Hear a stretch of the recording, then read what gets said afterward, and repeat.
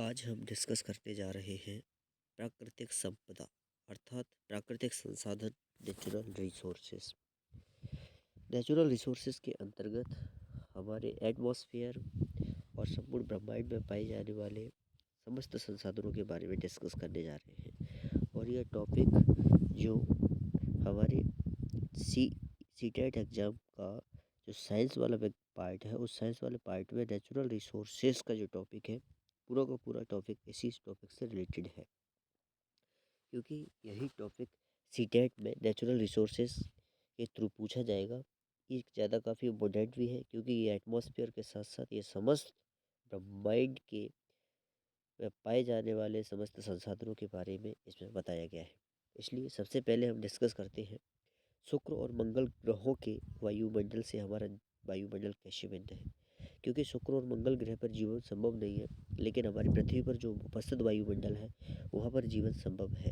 इसलिए वहाँ के वायुमंडल से हमारे यहाँ के वायुमंडल में क्या फ़र्क है। तो आंसर है उसका कि हमारे वायुमंडल में नाइट्रोजन कार्बन डाइऑक्साइड 0.03% से लेकर के 0.07% तक पाई जाती है। इसके अलावा ऑक्सीजन, ऑर्गन और जलवाष्प है, जबकि शुक्र और मंगल ग्रहों पर मुख्य घटक CO2 है, जिसकी मात्रा जो है 95 से 97% तक है। इसलिए वहाँ पर कोई जीवन नहीं है, परंतु पृथ्वी पर जीवन है। कारण ये है कि वहाँ पर CO2 की मात्रा बहुत ज़्यादा है, जबकि हमारी पृथ्वी पर जो है CO2 और नाइट्रोजन का जो परसेंटेज रेशियो है वो 0.03% से 0.07% तक है। वायुमंडल कमल की तरह कैसे कार्य करता है। वायुमंडल कमल की भांति निम्न तरीके से कार्य करता है। जैसे कि वायु क्या है, ऊष्मा का कुचालक होता है। वायु में ऊष्मा जो होती है हीट कंजर्वेशन नहीं होता है, इसलिए उसको कुचालक बोला गया है।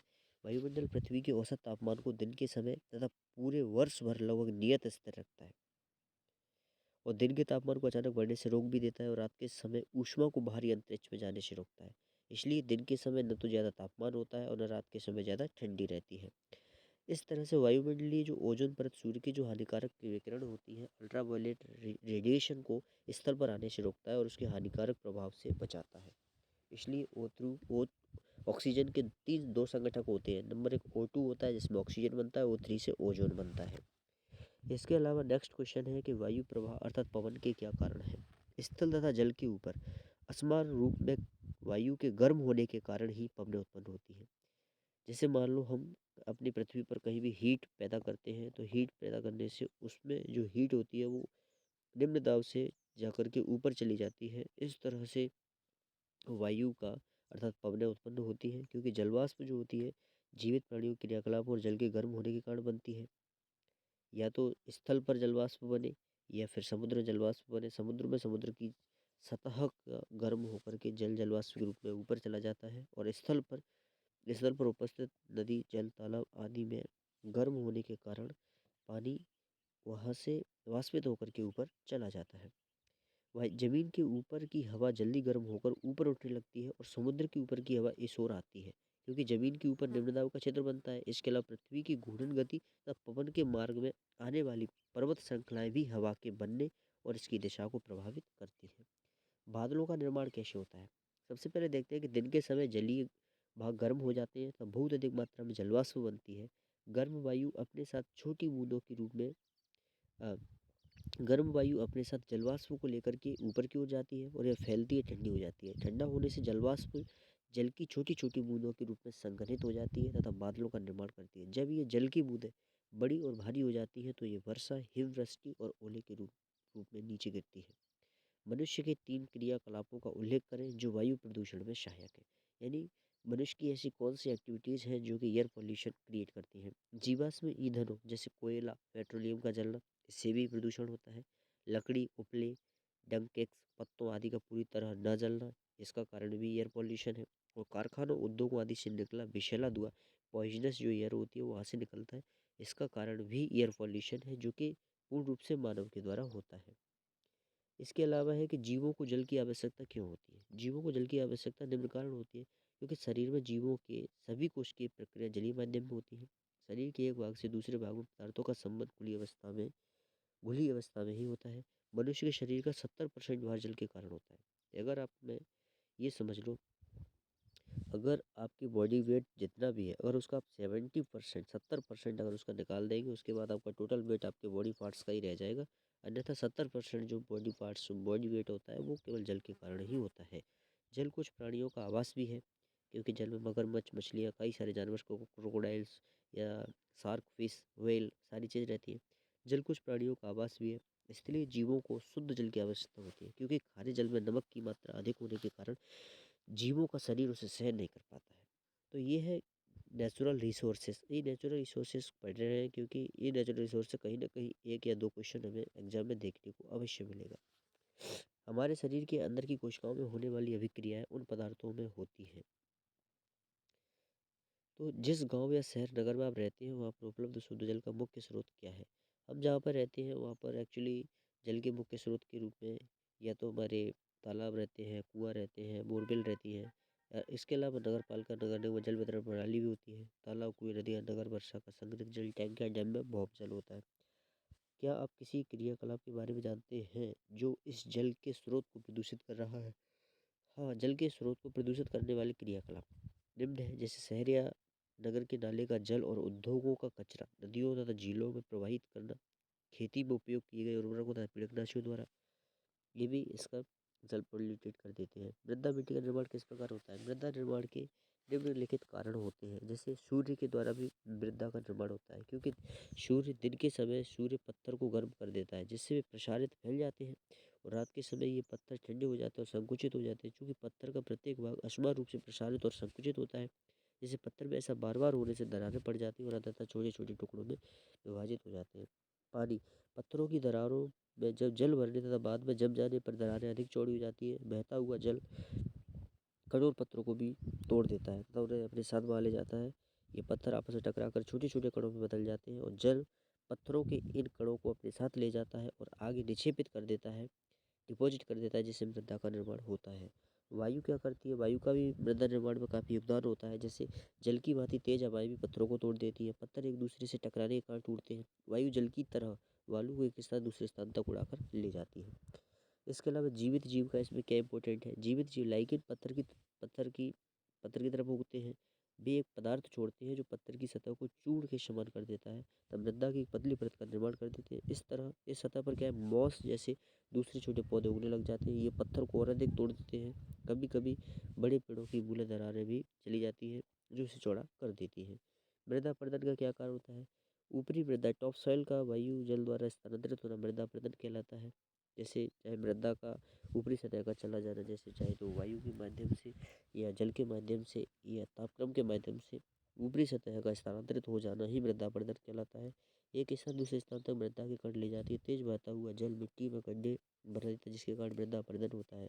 जंगलों की कटाई पशुचारण द्वारा भी मृदा अपरदन होता है, क्योंकि जंगलों की कटाई होने से पेड़ कट जाते हैं, जिससे पेड़ों की जड़ें जो मृदा को बांधे रखती हैं वो टूट जाती हैं, और धीरे धीरे वह मृदा पानी या वायु के माध्यम से एक स्थान से दूसरे स्थान पर चली जाती है। इस प्रकार यह घटना मृदा अपरदन कहलाती है। मृदा अपरदन को रोकने और कम करने के तरीके कौन कौन से हैं? मृदा अपरदन को कम करने के तरीके निम्न हैं। घास एवं वनस्पति स्तर बढ़ाकर इससे ऊपरी सतह की मिट्टी जल या वायु द्वारा बहकर या उड़ाकर नहीं जा सकती है, क्योंकि घास एवं वनस्पति को स्थल को बढ़ा देंगे तो ये उसकी जड़ें उसको सिमट कर रख लेंगी, जिससे मृदा एक स्थान दूसरे स्थान पर उड़कर या बहकर नहीं जा सकती। वृक्षारोपण, पौधों की जड़ें मिट्टी को कसकर पकड़े रहती है, जिससे अपरदन नहीं हो पाता है। ठीक है। सोपानी खेती यानी टेरेस फार्मिंग होती है। पशु चारण को नियंत्रित कर चीकिंग द ओवराइजिंग बाई एनिमल्स, अर्थात हम पशु चारण को भी रोककर हम इसको नियंत्रित कर सकते हैं, क्योंकि पशु जो होते हैं उसकी बाहरी घास को खा जाते हैं, जिससे उसकी जड़ें टूट जाती हैं और वह मृदा ढीली हो जाती है, जिससे वहाँ से मृदा पानी या वायु के माध्यम से एक स्थान दूसरे स्थान तक चली जाती है, जिससे मृदा अपरदन भी संभव हो जाता है। नदियों के किनारे मजबूत बांध बनाकर खेतों में समुचित जल निकासी व्यवस्था द्वारा सघन खेती द्वारा इस तरह से जल चक्र के क्रम में पानी की कौन कौन सी अवस्थाएं पाई जाती हैं? जल चक्र के सबसे पहले जल चक्र में देखा जाए तो जल होता है। जल स्रोतों से झीलों में, नदियों में, भूमजल, समुद्रों में, तालाबों में आदि पाया जाता है। गैसीय अवस्था के रूप में जल वाष्प होती है। जल स्रोतों से वाष्पीकरण होता है, पत्तियों से वाष्पोत्सर्जन होता है। तो जल के रूप में भी रहता है, जल वाष्प के रूप में होता है, क्योंकि वाष्पीकरण जल स्रोतों से वाष्पीकरण हो जाता है, पत्तियों में वाष्पोत्सर्जन होता है। बादल संघनित जलवाष्प बादलों में मौजूद होते हैं। ठोस के रूप में ओले, हिमपात, बर्फबारी आदि के रूप में होते हैं। जैविक रूप से महत्वपूर्ण दो यौगिकों के नाम दीजिए, जिसमें ऑक्सीजन और नाइट्रोजन दोनों पाए जाते हैं। ऑक्सीजन, नाइट्रोजन, न्यूक्लिक एसिड और प्रोटीन में पाए जाते हैं। किन्हीं मनुष्य के लिए 3 गतिविधियों को पहचानें जिनसे वायु में कार्बन डाइऑक्साइड की मात्रा बढ़ती है। वायु में कार्बन डाइऑक्साइड की मात्रा किस कारण बढ़ेगी? जंतुओं द्वारा श्वसन प्रक्रिया में CO2 गैस मुक्त होती है। जब हम सांस लेते हैं तो उसमें CO2 बाहर निकालते हैं तो ऑक्सीजन को एब्जॉर्ब करते हैं। जबकि जीवाश्म ईंधन जैसे कोयला, पेट्रोल, डीजल आदि को जलाते हैं जिसके कारण भी कई सारी हानिकारक गैसेस जो है रिलीज होती है और हमारे एनवायरनमेंट को पॉल्यूटेड कर देती है। पेड़ काटना, डिफोरेस्टेशन के कारण क्या होता है? पेड़ जो है CO2 को ग्रहण करते हैं और O2 को निकालते हैं। तो CO2 जब पेड़ों की कटाई ज़्यादा हो जाती है, डिफोरेस्टेशन ज़्यादा हो जाता है तो CO2 का कंजर्वेशन कम हो जाता है क्योंकि प्लांट्स कम रह जाते हैं जैसे CO2 को कम ले पाते हैं जिसके कारण CO2 की मात्रा अपने वातावरण में बढ़ जाती है। ग्रीन हाउस प्रभाव क्या है? ग्रीन हाउस प्रभाव क्या है? कुछ गैसें जैसे CO2 और मीथेन पृथ्वी के वायुमंडल में ऊष्मा को बाहर जाने से रोकती है। वायुमंडल में इस प्रकार की गैसों में वृद्धि से संसार का तापमान बढ़ जाता है। इसे ही हम ग्रीन हाउस प्रभाव कहते हैं। वायुमंडल में पाए जाने वाले ऑक्सीजन के 2 रूप कौन कौन से हैं? तो ऑक्सीजन के 2 रूप है। एक द्विपरमाणुक ऑक्सीजन होती है, O2 होती है, ओजोन को O3 बोलते हैं। जो त्रिपरमाणुक अणु होते हैं। जीवन के लिए वायुमंडल क्यों आवश्यक है? जीवन के लिए वायुमंडल अनेक कारणों से आवश्यक है। उनमें से कुछ निम्न है जैसे ऑक्सीजन श्वसन, ज्वलन एवं दहन के लिए जरूरी होता है। ऑक्सीजन जो होता है श्वसन, बर्निंग के लिए, कंपोजिशन के लिए भी जरूरत है। प्रकाश संश्लेषण प्रक्रिया के लिए पौधों को CO2 वायुमंडल से मिलता है। ओजोन परत हानिकारक यूवी किरणों से हमारी रक्षा करती है। यह परत इन किरणों को अवशोषित कर लेती है और पृथ्वी की सतह को तक पहुंचने से रोकती है। इसमें O2, CO2, N2 आदि गैसें पाई जाती हैं जो विभिन्न जैव प्रक्रियाओं के लिए अनिवार्य होती हैं। जल में घुलनशील CO2 कार्बोनेट का निर्माण करती है जो जलीय जीवों को कवच सेल्स के रूप में निर्माण करने के लिए जरूरी होता है। दिन के तापमान को अचानक बढ़ने से रोकता है तथा रात के समय ऊष्मा को बाहरी अंतरिक्ष में जाने से रोकता है। जीवन के जल क्यों अनिवार्य? जीवन में जल क्यों अनिवार्य है? क्योंकि पानी का अद्भुत द्रव्य है जिसे सार्वलायिक कहा जाता है। यह सब चीज़ों में घुल जाता है। यह पौधों तथा जंतुओं के शरीरों में सभी चीज़ों को घोल लेता है। जीवों के शरीर के भीतर पदार्थों का संवहन खुली अवस्था में होता है। लगभग सभी प्राणियों में जीवित रहने के लिए जल की आवश्यकता होती है। जल कुछ जंतुओं, पौधों हेतु आवास का कार्य करता है। हमारे शरीर के अंदर सभी कोशिकीय प्रक्रिया जलीय माध्यम में होती है और पौधों की सिंचाई के लिए पानी आवश्यक होता है। इसके कारण ही बीजों का अंकुरण संभव होता है। हमारे शरीर के बाहर का 70% जल के कारण ही होता है। पानी का उपयोग पीने, नहाने, धोने, सफाई करने, मछली संवर्धन, दवाई बनाने जैसे अनेक कार्यों में होता है। जलीय जंतु जैसे मेंढक, मछली आदि जल में घुली हुई ऑक्सीजन का प्रशोषण क्रिया संपन्न करते हैं। प्रकाश संश्लेषण क्रिया के लिए भी इसका आवश्यक होता है। जीवित प्राणी मृदा पर कैसे निर्भर है? क्या जल में रहने वाले जीव संपदा के रूप में मृदा से पूरी तरह स्वतंत्र है? मृदा खनिजों का मिश्रण जिसमें खनिज, ह्यूमस, जल तथा वायु होते हैं। पौधे अपना खनिज, पोषक तत्व जल, वायु, मिट्टी से प्राप्त कर भोजन बनाते हैं। शाकाहारी जीव पौधों पर तथा मांसाहारी जीव शाकाहारी जीवों पर निर्भर करते हैं। इसके अलावा मृदा में अनेक जीव जैसे केंचुए, चींटियां, दीमक, बैक्टीरिया, फंजाई आदि भी पाए जाते हैं। जलीय जीव भी मृदा से पूर्णतः स्वतंत्र नहीं है, वे भी मृदा पर निर्भर करते हैं। सूक्ष्म जैसे फंजाई, बैक्टीरिया जो समुद्र की निचले परत में पाई जाते हैं, बॉटम सेडिमेंट्स में पाए जाते हैं। सड़े गले जीवों कार्बनिक पदार्थों को विघटित कर अकार्बनिक पदार्थों, खनिज, मिनरल्स में बदल देते हैं। वे खनिज जल में घुलकर जलीय पौधों के लिए पोषक तत्व प्रदान करते हैं और अप्रत्यक्ष रूप से जंतुओं को भी। इसके अलावा पोषक तत्व मृदा से बहकर भी जल में चले जाते हैं। आपने टेलीविजन पर और समाचार में मौसम संबंधी रिपोर्ट देखा होगा। क्या आप सोचते हैं कि इस मौसम के पूर्वानुमान में सक्षम है? हाँ, हम इस मौसम के पूर्वानुमान में सक्षम हैं। वर्षा का पैटर्न पवनों के पैटर्न पर निर्भर करता है। इसलिए निम्न दाब तथा उच्च दाब के क्षेत्र का अध्ययन करके वर्षा का अनुमान कर सकते हैं।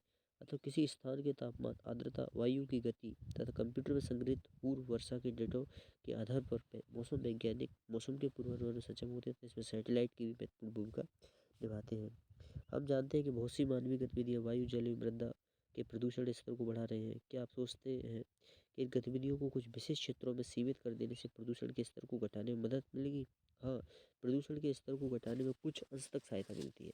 इससे मृदा प्रदूषण को तो बिल्कुल कम किया जा सकता है, परंतु जल और वायु प्रदूषण को नियंत्रित करना कठिन होता है। जैसे वायु प्रदूषण के कारण अम्लीय वर्षा हो जाती है। वैश्विक उष्मीकरण ग्रीन हाउस गैसें जैसे CO2, मीथेन के कारण होता है। ओजोन परत में छिद्र CFC के कारण हो जाता है। उपरोक्त सभी का प्रभाव पर्यावरण पर व्यापक रूप से होता है। इसी प्रकार प्रदूषित जल नदियाँ, जलाशयों, समुद्रों में दूर दूर तक बहकर चली जाती हैं। भूम जल, अंडरग्राउंड वाटर, नालों, उद्योगों कचरे, इंडस्ट्रियल वेस्टेज, कृषि में प्रयुक्त कीटनाशक उर्वरकों द्वारा बड़ी क्षेत्रों को प्रभावित करती है। जंगल वायु मृदा तथा जलीय स्रोतों की गुणवत्ता को कैसे प्रभावित करते हैं? जंगल वायु मृदा तथा जलीय स्रोत की गुणवत्ता को कैसे प्रभावित करते हैं? यह प्रदूषण को अवशोषित कर वायु का शुद्धिकरण करता है। CO2 और O2 का समुचित अनुपात बनाए रखने में सहायता करता है। प्रकाश संश्लेषण द्वारा यह बाष्पोत्सर्जन की क्रिया द्वारा बादल निर्माण तथा आसपास के परिवेश का तापमान कम करता है।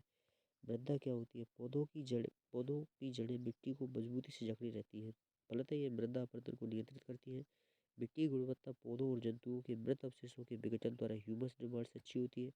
मृदा के ऊपर वनस्पति होने के कारण मिट्टी के अंदर जल रिसाव अच्छी तरह होता है, जिससे भूमजल के स्तर में वृद्धि होती है। भूमि का खिसकना नियंत्रित होता है, जिससे भूमि नहीं खिसक पाती। जल जल जंगल के कारण वर्षा अधिक होती है, वह नियंत्रण में सहायता करता है, भूमजल में वृद्धि करता है, जल चक्र और पृथ्वी के तापक्रम का नियमन करता है।